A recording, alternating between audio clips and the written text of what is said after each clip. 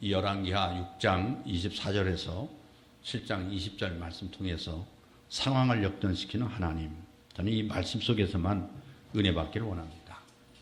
하나님께서는 절망적인 상황 속에서도 소망을 주신 분이라고 믿습니다. 고난을 허락하신 분도 하나님이십니다. 그러나 고난에서 헤쳐나갈 길을 주신 분도 하나님인 줄로 믿습니다. 그래서 그 하나님 믿는 하나님 사람은 어떤 상황 속에도 포기하거나 절망할 수 없습니다. 오늘 본문 말씀 보면 첫째, 사마리아 성이 포위당하고 있습니다. 여러분, 엘리사가 자신을 잡으러 온 아람 대군을 하나님의 능력으로 생포했어요. 그 생포했다가 놓아준 사건이 일어난 다음에 아람은 한동안 감히 이스라엘을 침략할 생각을 못했어요. 그래서 이스라엘 군대도 긴장을 풀어놓고 방어를 게을리 했던 것으로 보입니다. 근데 그런 중에 아람은 갑자기 전쟁을 벌이면서 쳐들어왔어요. 오늘 6장 24절 보면 이후에 아람 왕 베나닷이 그의 온 군대를 모아 올라와서 사마리아를 에워쌌다. 그 아람 왕 베나닷의 엄청난 대군이 쳐들어와서 수도 사마리아를 에워싸고 장기 포위전에 들어갔어요. 아람 군대는 바로 공격하는 것보다 수도를 포위하고 성 안의 백성들이 보급을 받을 수 없도록 차단하는 그 전술을 택한 거예요. 이 전략이 그대로 먹혀서 시간이 지날수록 성중에 먹을 것이 거의 떨어집니다. 그나마 남은 음식이 터무니없이 높은 가격으로 거래가 돼요. 그럼 6장 25절 말씀을 우리 잠깐 보시면 아람 사람이 사마리아를 에워싸므로 성중이 크게 줄여서 나귀 머리 하나에 은 80세겔이요 비둘기 똥 4분의 1 값에 은 5세겔이라. 그게 율법이에요. 부정한 음식이 뭐냐면요, 사실은 무슨 고기? 나귀는 못 먹게 돼 있어요. 네. 근데 지금 현재 먹을 것이 없어요. 성중에 먹을 것이 아무것도 없어요. 그러니까 하나님께도 부정하다는 음식은 뭐가 치면 이제 이 배고픈 배를 채워야 되거든요. 그러니까 하나님이 금하신 당나귀 고기 머리 부분조차도 구하기 힘들어졌어요. 부르는 게 값이에요. 부르는 게 값. 심지어 비둘기 똥조차 아마 비싼 돈을 줘야 살 수 있는데, 이처럼 평소라면 음식으로서의 가치가 전혀 없던 것들인데도 터무니없는 가격으로 거래가 되는 것을 보면서 당시 사마리아 성의 기근이 얼마나 심각했는지 잘 보여주고 있는 말씀입니다. 왜 이런 일이 벌어졌느냐? 그건 하나님의 은혜를 잃어버리고 우상숭배에 빠진 이스라엘 향한 하나님의 심판이에요. 그 하나님은 아람 군대가 침략해 오려고 할 때마다 엘리사를 통해서 미리 알려주어서 방어하도록 하나님의 은혜를 베풀어 주신 거예요. 그런 하나님의 보호하심에 불구하고 여전히 이스라엘 백성은 회개하지 않습니다. 회개하지 않고 계속 죄 가운데 머물렀기 때문에 하나님은 마침내 아람을 통해서 진노의 매를 드신 거예요. 이스라엘 왕이 영적으로 깨있는 사람이었다면 이 의기 속에 숨어있는 하나님의 자비를 깨닫고 회개했겠지만은 그들은 전혀 감을 잡지 못해요. 그래서 성벽을 위를 지나다가 자기 백성들이 겪고 있는 현실을 보게 됩니다. 한 여인이 도와달라고 외치는데 그때 뭐라고 대답하는지 보세요. 왕이 이르되 여호와께서 너를 돕지 아니하시면 내가 무엇은 너를 도우랴. 타작 마당으로 말미암아 돕겠느냐? 포도 틀로 말미암겠느냐? 아무것도 없는 얘기죠. 이 말은 하나님을 향한 비난과 원망이 말일 수 있어요. 왜 나에게 도와달라고 하느냐? 하나님께 따져봐라. 하나님께. 이건 이스라엘 왕으로서 자신의 책임을 회피하는 것이고 하나님께 모든 책임을 돌리는 무책임하고도 악한 대답이에요. 여기에 여인은 자신의 기가 막힌 사연을 왕에게 또한 호소하잖아요. 또 이르되 무슨 일이냐 하니 여인이 대답하되 이 여인이 내게 이르기를 네 아들을 내놔라. 우리가 오늘 먹고 내일은 내 아들을 먹자 하며 우리가 드디어 내 아들을 삶아 먹었더니 이튿날에 내가 그 여인에게 이르되 내 아들 내놓아라. 우리가 먹으리라 하나 그가 그의 아들을 숨겼나이다 하는지라. 오늘 28절 29절에 말씀하고 있죠.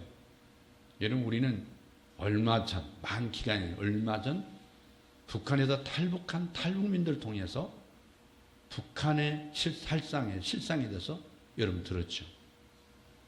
이 사람 고기를 먹었다고. 배급이 끊어지자 먹을 수 없는 거예요. 공산이라고 하는 건 배급제 아닙니까? 자본이 허락한 나라입니까? 배급이 끊겨서 먹을 것이 없어요. 그러니까 배고픈 줄임배를 채우기 위해서 여인들이 앉아서 궁리하는 게 야, 네 아들 내 아들 잡아먹자. 그래서 한 여인은 여러 이야기가 되어서 자기 아들 갖다가 삶아서 먹었다는 거죠. 근데 그 이튿날 또 네 아들을 데려오라니까 이미 그 아들을 숨겼습니다. 여러분 굶주림 앞에서 인간성과 모성애까지 저버릴 수밖에 없는 참혹한 상황 앞에 왕은 기가 막히게 말이 나오지 않는데요. 왕은 굶을 시간이 없죠. 배가 부르고 하니까 백성들의 상황을 모르는 거예요.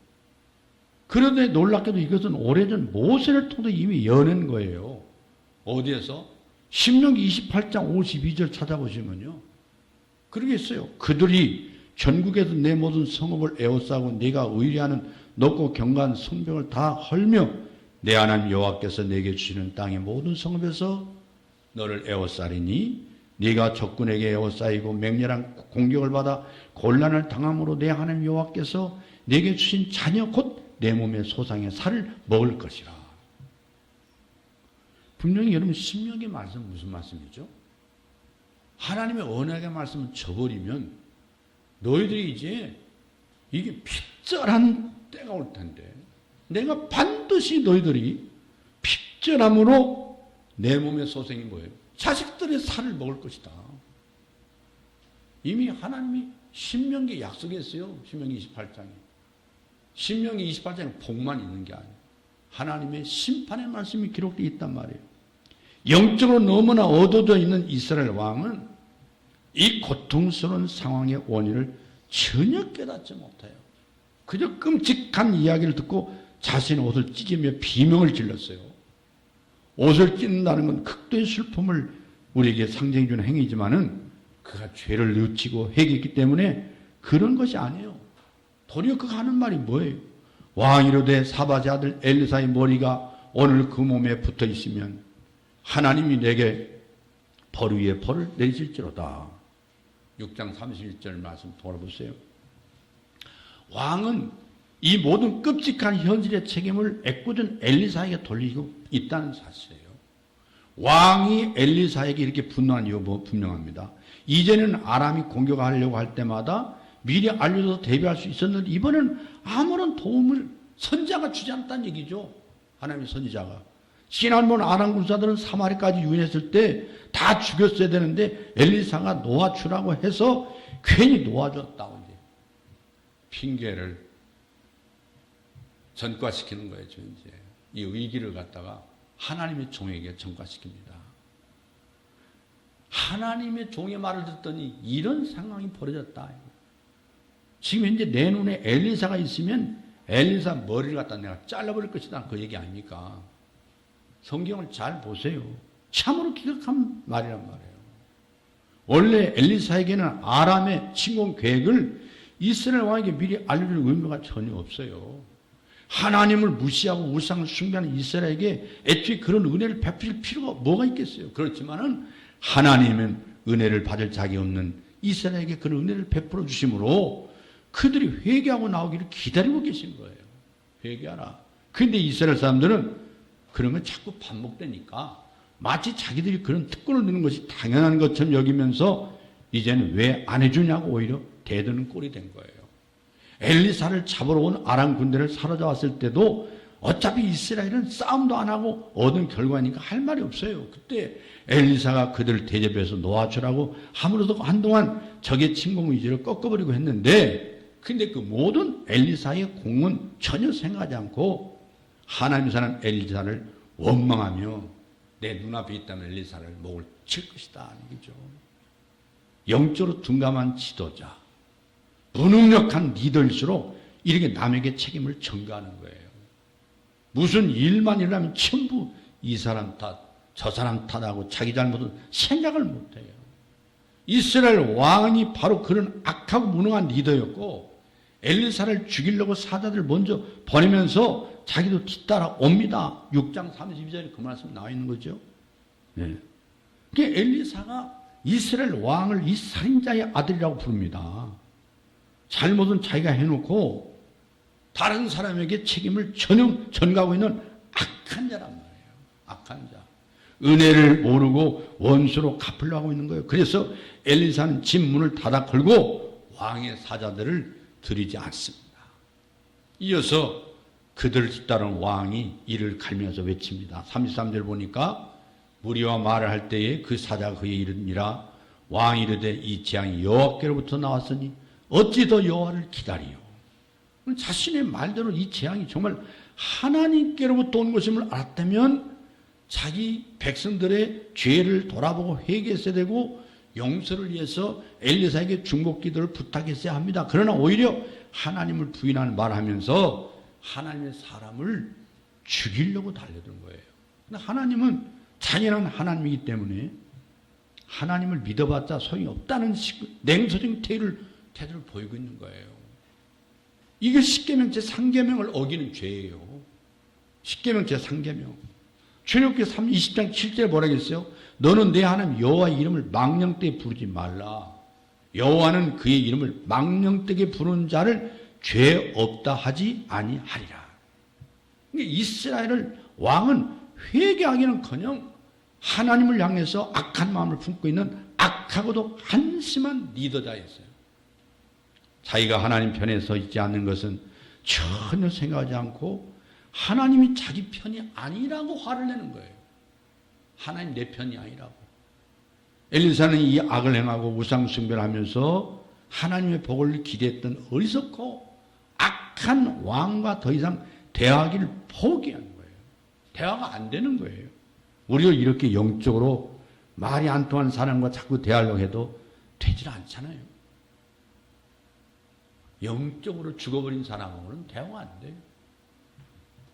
이렇게 무지하고 악한 왕이 이스라엘이지만은 하나님은 자비로우셔서 그들을 구원하기로 작정하시고 엘리사를 통해서 어떤 선포를 하십니까? 사마리아 성의 구원을 선포합니다. 7장 1절 말씀. 우리 다 같이 함께 읽겠습니다. 시작.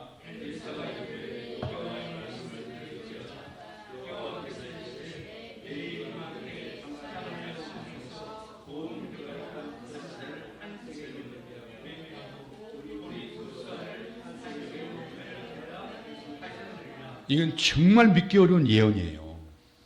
하루 지나면 상황이 완전히 바뀌어서 곡식들이 평소 때와 같은 정상 가격으로 유통될 것이라고 하는 사실이 이런 믿어지겠어요? 하루아침에?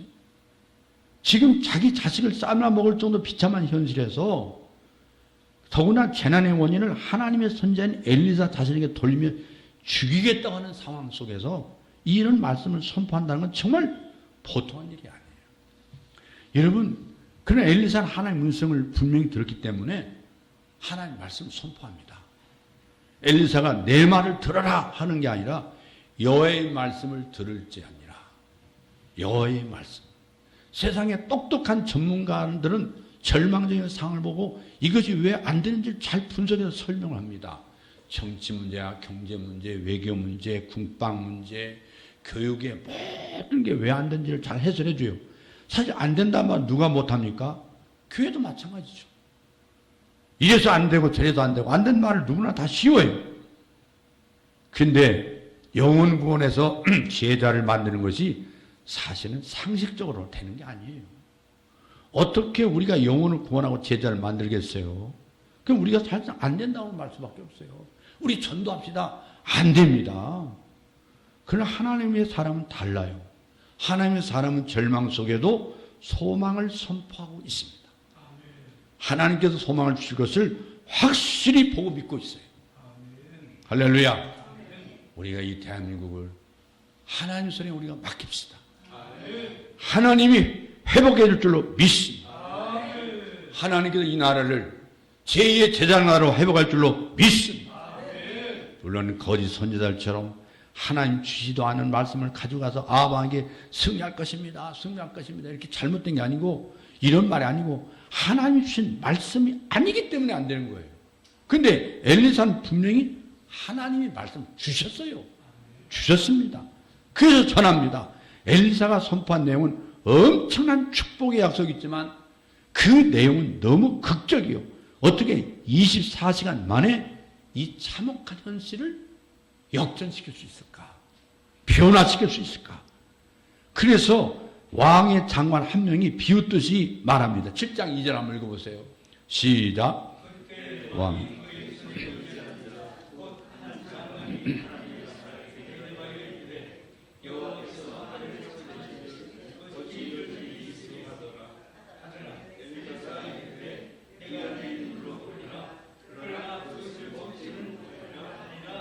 그 왕의 그 신하인데 이 사람은 왕의 신임을 얻고 왕이 의지하는 장관이었어요. 그건 하나님을 안 믿는 정도가 아니라 이 신하도 하나님 무시하는 사람이에요. 근데 하나님을 모르고 있습니다. 그래서 함부로 하나님의 말씀을 비우는 말을 내뱉었는데 하나님이 하늘에 있는 창문을 여신다고 해도 그러니 있을 수 없다고 말할 사람이에요. 이 사람은. 그러니까 하나님이 어떤 분인지를 모르고 그분의 능력도 모르니까 함부로 말합니다. 이에 엘리사는 분노합니다. 방자한 말을 함부로 짓거린 장관에게 무슨 심판을 선포합니다. 내가 분명히 그런 일이 생기는 걸 눈으로 직접 볼 것이지만 먹지는 못할 것이다. 너는 못 먹어. 그 얘기는 뭔 얘기죠? 너는 하나님의 저주 죽을 것이다 얘기예요. 하나님이 죽이신다는 거예요. 이런 불신앙을. 그렇게 풍성해진데 왜 이 사람 못 먹습니까? 하나님의 사람이 아니기 때문에 그래요. 불신의 대가는 이처럼 무섭습니다. 우리는 정말 입조심해야 되겠죠. 하나님을 향한 불신과 원망의 말을 하지 말아야 됩니다. 온 이스라엘 자손이 모세와 아론을 원망했습니다. 민수기 14장 2절 3절 보세요. 온 회중이 그들에게 말하였다. 차라리 우리가 이집트 땅에서 죽었더라면 더 좋았을 것이다. 아니면 차라리 우리가 이 광야에서 죽었더라면 좋았을 것이다. 그런데 주님은 왜 이들을 이 땅으로 끌고 와서 칼에 맞아 죽게 하느냐? 왜 우리의 아내들과 자식들을 사로잡게 했느냐? 차라리 이집트로 돌아가니 좋다. 이렇게 새롭게 번역을 하면 그렇다고 말해요. 근데 정탐꾼들이 가나안을 탐지하고 돌아와서 한 복을 듣고 백성들이 원망한 내용입니다. 그러한 그들의 말에 대해서 하나님이 뭐라고 말씀합니까? 민수기 14장 27절 보면요. 언제까지 너희가 그럴 것이냐? 나를 원망하는 이스라엘 자손의 원망을 내가 들었다. 너는 그들에게 이렇게 말해라. 나 주의 말이다. 내가 나의 삶을 두고 맹세한다. 너희가 나의 귀에 들리도록 말한 대로 내가 반드시 너에게 하겠다. 내 귀에 들린 대로 갚을 것이다. 이스라엘 백성들이 광야에서 원망한 그대로 그들에게 이루어졌습니다. 자기들에 대해서 뭐라고 했습니까? 가나안의 강한 적들의 칼에 맞아 죽는 것보다 차라리 광야에서 죽는 것이 더 낫다. 그렇게 원망했잖아요. 그래서 하나님은 그 말대로 그대로 해준 거예요. 그래, 광야에서 죽어라. 그리고 그들의 오바에서 걱정해서 자기 자식들이 살해받을 것까지 원망했는데 하나님은 그 반대로 그들을 내가 이끌고 너희가 거주하는 그 땅으로 들어가겠다. 하나님이 들어가시는 때 들어가신 거죠. 하나님이 가나안 땅 들어가셨어요. 이건 무슨 경고의 말씀이거든요. 하나님은 우리가 하나님을 원망하게 되면 원망한 대로 이루어 주신다 그 말이에요. 원망한 대로. 특히 나 자신에 대해 원망하면 그대로 이루어지고 다른 사람에 대해서 그리고 지레짐작으로 미리부터 걱정하면 그 사람은 오히려 축복을 도리어 그 사람이 받게 돼 있어요. 여러분, 우리 말을 조심해야 돼요. 하나님을 향한 바른 마음 품고 여러분 진리의 말을 하기를 주의 이름으로 축원합니다. 할렐루야. 여러분 엘리사가 왕과 신하들에게 하루 만에 상황이 좋아질 것이라는 하나님 말씀을 전했지만 그 아무도 그 말을 믿지 않았어요. 어떤 상황이 일어나고 있는지 아람 군대 쪽으로 가서 정탐할 생각도 안 해봤어요. 그 엘리사 예언이 너무 믿기 어렵고 아람 군대에 대한 공포가 워낙 컸기 때문에 감히 말을 못하고 있는 거예요. 그래서 하나님은 당시 오면 구원의 역사를 전해줄 도구로 뜻밖의 사람들을 선택하는데 그건 성 밖에서 버림받은 인생으로 살던 어떤 사람이었어요? 4사람의 문둥병 환자였어요. 나병 환자. 여러분 7장 3절 4절 한번 읽어보세요. 3절 4절 7장 3절에서 4절 말씀 시작.